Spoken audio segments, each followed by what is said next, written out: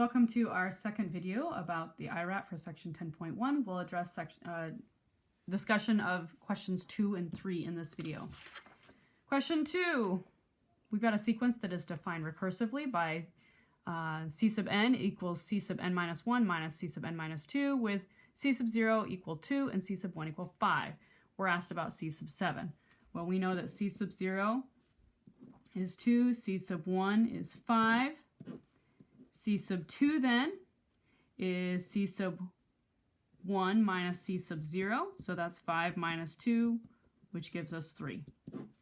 C sub 3 is going to be c sub 2 minus c sub 1, so that is 3 minus 5, or a negative 2. C sub 4 is c sub 3 minus c sub 2, so that tells us that we have negative 2 minus 3, or a negative 5. C sub 5 is c sub 4 minus c sub 3.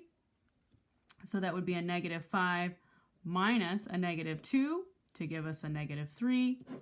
C sub 6 is c sub 5 minus c sub 4. So that would be negative 3 minus a negative 5. So that gives us a positive 2. And then finally, c sub 7 is c sub 6 minus c sub 5, so that's 2 minus a negative 3, which is 5. So choice D.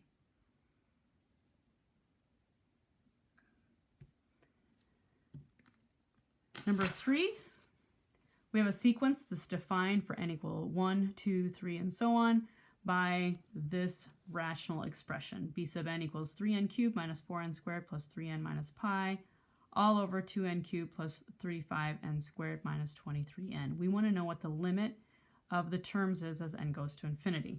Well, if we consider our processes from chapter 2, from back in calculus 1, we know that we can factor out the highest power of n in both the numerator and the denominator.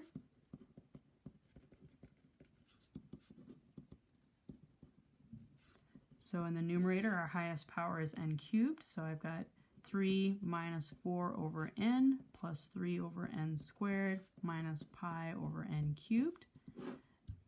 In the denominator, we also have the highest power being 3, so I've got 2 plus 35 over n minus 23 over n squared. Once I factor out that highest power, I've got a form of 1 here, so I've got the limit as n goes to infinity of 1 times 3 minus 4 over n plus 3 over n squared minus pi over n cubed divided by 2 plus 35 over n minus 23 over n squared.